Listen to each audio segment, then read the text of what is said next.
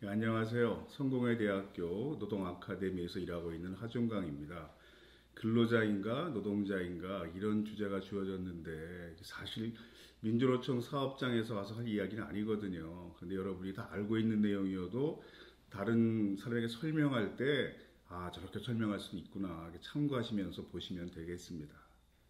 프랑스가 배경인 뉴욕에서 온 남자, 파리에서 온 여자라는 영화가 있습니다. 그 영화에 나오는 엄마와 딸의 대화를 잠깐 보겠습니다. Vous en avez mis du temps, vous êtes arrivé à 9h. Bah oui, mais écoute, il y a des embouteillages partout, il y a des grèves partout, c'est la merde en France, quoi. On peut pas. Quoi? Faudrait que ces pauvres infirmières exploitées fassent plus grève. On n'est pas en Amérique ici. 예, 간호사들이 파업하는 바람에 길이 막혔다. 딸이 불평하니까 엄마가 야단치면서 한 말이 여긴 미국이 아니야. 이렇게 말한 겁니다. 이렇게 말한 건 아시겠지만 노동자가 파업한다고 불평하는 것은 천박한 자본주의, 돈밖에 모르는 사람들, 미국에서나 그러는 거야. 이런 뜻입니다. 이것이 유럽에서는 보통 사람들의 대중적 정서라는 거죠.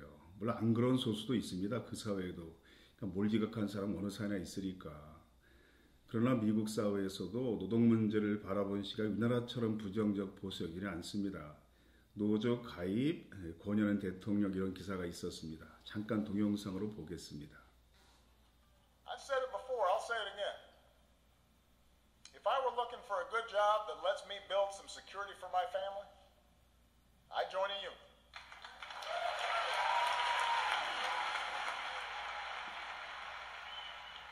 If I wanted somebody who had my back, I'd join a union. 그러니까 다른 나라도 아니고 흔히 부자들의 천국 또는 자본가들의 천국이라고 하는 미국 대통령이 나라면 노조에 가입할 겁니다 라고 사람들을 설득하잖아요. 아직까지 한국사에서 이렇게 말한 대통령이 없었거든요. 가장 개혁적인 대통령도 이런 말을 한 적이 없습니다.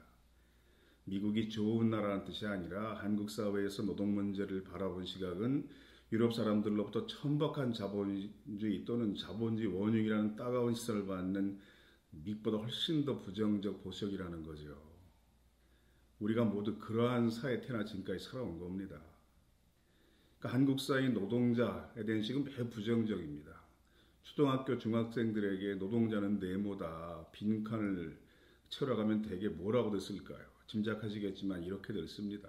노동자는 덜 배운 자다, 힘들다, 득이 없다, 거지다. 어느 학교나 거의 다 비슷합니다. 수배전단입니다. 인상책이 뭐라고 표기되어 있습니까? 노동자 표현이라고 표기합니다. 인권단체가 몇 년 동안 항의해서 요즘은 개선됐다고 해요. 노동자라는 단어에는 이런 부정적인 시각은 다른 나라에서 찾아보기 어렵습니다. 노동자를 영어로 하면 워커입니다. 후진국이든 선진국이든 영어를 사용하는 나라에서는 직책이 높은 사람도 자신을 워커, 즉 노동자라고 생각하거든요. 김영주 노동부 장관이 취임식에서 노동자라는 단어를 사용했던 이게 뉴스가 됐습니다. 장관이 취임사에서 노동자라는 말을 14번이나 사용했다. 이게 뉴스가 되는 사회입니다. 그래서 용어 정리부터 해볼 필요가 있는 거죠. 근로자인가 노동자인가. 사전을 검색해보면 이제 근로자에 대해서 설명이 짧고 간단한 편입니다.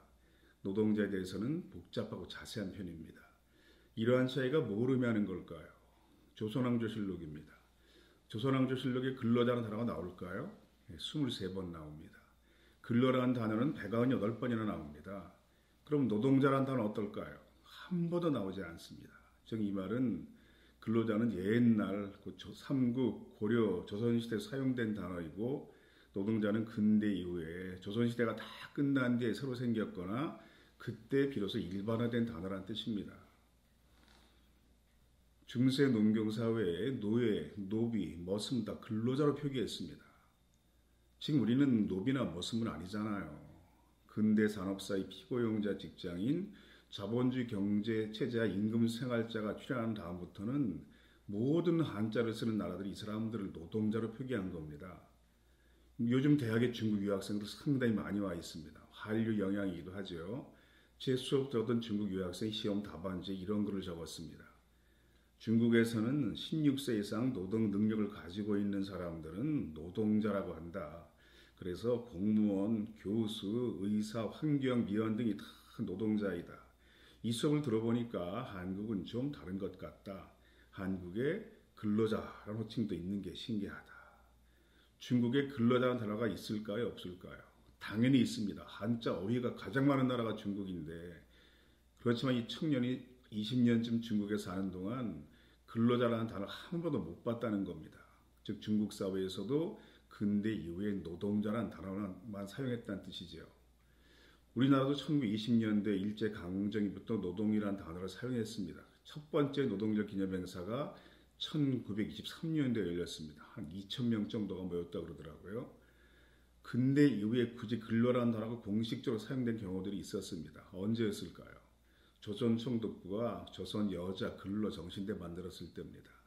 이승만 정부에서 전시 근로 동법 만들었을 때는 근로라는 단어를 사용했습니다. 그러니까 한국 사회에서 근대 이후에 근로라는 단어가 공식적으로 사용될 때에는 정당한 노동의 대가를 지불하기 어려운 전시 상황 등 노동자성을 희석시킬 필요가 있는 경우들이 많았다는 거죠. 즉 노동자 입장은 굴욕적 의미로 근로라는 단어가 많이 사용됐다는 겁니다. 사회가 공부한 학자나 노동자 간부들이 주로 노동자란 단어를 사용하는 이유는 그 때문입니다. 한국처럼 노동이란 단어를 혐오하는 사회는 찾아오기 어렵습니다. 전 세계 모든 한자 사용권 나라들이 달력에 5월 1일을 노동절을 표기합니다. 잘 아시겠지만 우리나라만 유일하게 근로자 날로 표기합니다. 이렇게 표기한 달력은 전 세계 대한민국밖에 없거든요. 노동이라는 단어를 그렇게 싫어하면서도 정부 기관 명칭은 대부분 근로가 아니라 노동이라는 단어를 사용하고 있습니다. 고용노동부입니다. 중앙노동위원회입니다. 한국노동연구원입니다. 그러니까 정부도 품격 있는 것은 주로 노동이라는 단어를 사용한다는 것을 알 수 있습니다. 국회 대정부 질문에서 국회 노동부 장관 일부러 근로부 장관이라고 부른 적이 있습니다. 그러니까 노동부 장관은 나는 근로부 장관 아니고 노동부 장관입니다라고 답했죠. 그래서 국회의원이 그런데 왜 노동절이 아니고 근로자 날입니까? 따져 물은 게 29년 전입니다. 김영삼 대통령이 있었을 때. 이승만 정부에서도 명칭이 노동절이었습니다. 날짜는 달랐지만 1963년 박정희 군사정부 시절에 바뀐 명칭을 그뒤 어떤 정부도 다시 이걸 하나를 바꾸지 못하고 있는 거죠. 지난 노동절엔 전 총리까지 나서서 5월 1일은 노동절이 맞습니다. 법을 개정하겠습니다. 약속했지만 이루어졌을까요? 국회 문턱을 넘지 못했습니다. 노동이라는 단어에 대한 거의 혐오감이 있어요. 한국 사회에는. 지난 20대 국회에 우리나라 모든 법률의 근로라는 단어를 노동으로 바꾸는 법안이 발의되긴 했습니다. 그렇지만 회기가 끝날 때까지 상정되지 않아서 이 법안은 자동 폐기됐습니다. 국회에서 만드는 것은 법률이라고 하고 시도, 군, 구에서 만드는 건 조례라고 그러잖아요. 지금 서울시, 창원시, 경기도, 인천시, 부산시 등에서는 모든 조례의 근로란 용어를 노동으로 바꾸는 조례를 통과시켰습니다.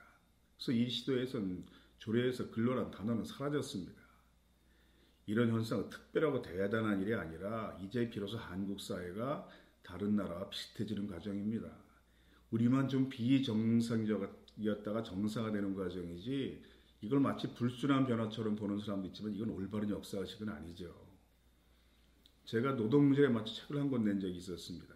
TBS가 이 책을 50분쯤 소개하는 시간이 편성했는데 그날 제가 방송에서 이런 이야기를 했습니다.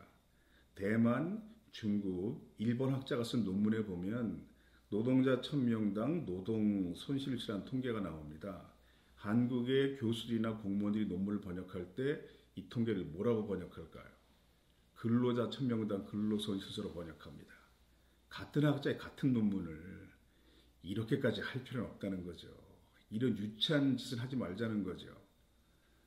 작은 결론, 노동이나 노동자라는 단어 어색하거나 불순하게 볼 필요가 없다는 겁니다. MBC 뉴스가 이런 내용 다룬 적이 있어 이런 사진이 만들어지기도 했습니다. 근데 한국 사회는 이게 평생 걸려도 안 되는 사람들이 사실 대부분입니다. 특히 우리 부모님 세대는 죽을 때까지 이게 불가능하죠. 노동 이 단어가 익숙해지는 게. 근데 이런 이상한 정서가 전 세계 대한민국밖에 없거든요. 그 이유가 뭘까요? 제가 얼마 전 방송에 설명할 기회가 있었습니다. 일하는 그대 리스펙이라고 해서 울산 MBC가 7번 제작했던 노동 문제를 다루는 프로그램이었습니다. 네, 가수 하림 씨입니다. 저 남자분은. 또 여자분은 그 나인 뮤지스라는 아이돌 그룹의 세라라는 멤버입니다. 이 사람들의 공통점은 노동 인권에 관심이 있는 연예인이라는 거예요. 지금 연예인 지망생들 인권 침해도 엄청 심각해요. 외부에 잘 알려지지 않아서 그렇지. 그 상담 역할들 해주고 있는 사람들이고, 세라 씨는 우리가 별명을 아이돌 노무사 이렇게 부르기도 했습니다. 제가 그 방송에서 했던 설명 잠깐 들어보겠습니다. 우리나라는 왜 그렇게 노동을 좀 천시하는 풍조가 있을까요? 노동자란 말도 싫어하고. 그러니까 노동을 천시하는 거에 더해서 좀 두려워하죠. 근데 전세 유일하게 우리나라만 그렇거든요. 네. 그 지금 분단이라는 특별한 정치 상황이 70년 넘게 지속되는 나라는 전 세계 우리밖에 없거든요. 근데 이북에 있는 집권당의 명칭이 노동당이고 발행하는 신문도 노동신문이니까 네. 우리는 노동이라는 단어에 대한 극도의 두려움 이런 게 트라우마처럼 남아있는 거죠. 근데 이런 상황 우리밖에 없거든요. 전 세계에. 이런 얘기 이렇게 하면요. 무슨 세력 아니야? 이런 시각이 있잖아요. 빨갱이. 다른 나라는 이렇게 무시해도 불순 세력이야? 이렇게 두려움은 없거든요. 네. 이런 정서를 무슨 컴플렉스라고 그럽니까? 레드 컴플렉스입니다. 공산주의에 대한 반감이 극대화되어 진보적 주장 일체에 대한 혐오감을 갖는 거죠. 이제 벗어나야죠. 우리가 언제까지 여기 매여 있어야 되겠습니까? 우리 사회 노동 문제에 대해 매우 심각한 몰리 현상이 나타난 또 다른 중요한 이유가 있습니다. 학교에서 노동 문제에 대해 제대로 가르치지 않았기 때문이에요. 노동 문제를 제대로 가르칩시다. 이런 주장을 저는 상당히 오래전부터 해왔는데, 이런 조사 연구 보고서들을 보면 다른 나라에서는 어릴 때부터 학교에서 노동교육을 철저히 해버리는 것을 알 수 있습니다. 독일 초등학교 교실 풍경입니다. 한 20년 전에 찍은 사진입니다. 무엇을 하고 있는 모습일까요? 실제 여러분 노조활동서에 거의 똑같은 모습이 있잖아요. 단체 교섭 또는 노사 교섭입니다. 그러니까 이 사진은 초등학생들이 모의 노사 교섭 수업을 하고 있는 모습입니다. 독일 초등학교에서는 모의 노사 교섭 수업을 연간 6차례 정도 진행합니다. 초등학생 때부터 노동자 역할도 맡아보고 경영자 역할도 맡아보면서 미래 사회에 대비합니다. 나중에 노동자가 되거나 경영자가 될 테니까 아마 한국에서 이런 수업하면 대부분 경영자 역할을 맡아보고 싶어 할 거예요. 독일 초등학교에서는 노동자 감독 가르치는 학생이 훨씬 많아서 경영자 역할 맡을 학생이 항상 부족하다는 겁니다. 독일에 직접 연수 가서 보고 온 교사들이 있습니다. 이야기를 들어보니까 어떤 학급은 한 명 빼고 다 노동자 감독과를 신청하더라는 겁니다. 그 한 명은 어떤 학생이었을까요? 나중에 부모의 가업을 이어받을 학생 한 명 빼고는 다. 독일 학교에서는 노동자 활동에 대해서 어떤 내용까지 가르칠까요? 독일 교과서 한쪽의 일부만 잠깐 소개하겠습니다. 물론 번역된 버전으로 동맹을 형성하고 편지는 요구서를 작성하고 서명운동을 전개하고 항의문구를 작성하고 플라카드나 벽보를 만들고 협약을 체결하고 대중매체 즉 언론과 인터뷰하고 연설을 작성한다. 이게 교과서 나오는 목차입니다. 한국 사회에서는 이러한 교육령에 대해 학교에서 학생들에게 데모하는 기술 가르치고 있네. 걱정하는 사람도 있겠지만 이거 왜 가르치겠습니까? 사회 전체에 유익하기 때문이죠. 프랑스에서는 초, 중등학 필수 과목 시민교육에서 노동교육을 가장 중요한 비중으로 가르치고 있습니다. 그래서 초등학생용 교과서에 일, 노동, 권리론 대단원이 있습니다. 이 교육자료는 프랑스의 교육방송이 10살 아동에게 노동자를 가르칠 때 사용하는 교육자료입니다. 잠깐 같이 보겠습니다. C'est quoi un syndicat? C'est un groupe de personnes qui défendent leurs intérêts professionnels. Les syndicats agissent par exemple pour obtenir de meilleurs salaires, de meilleures conditions de travail. Dans le passé, les syndicats ont permis de grands progrès comme l'interdiction du travail des enfants ou la possibilité de se reposer le dimanche.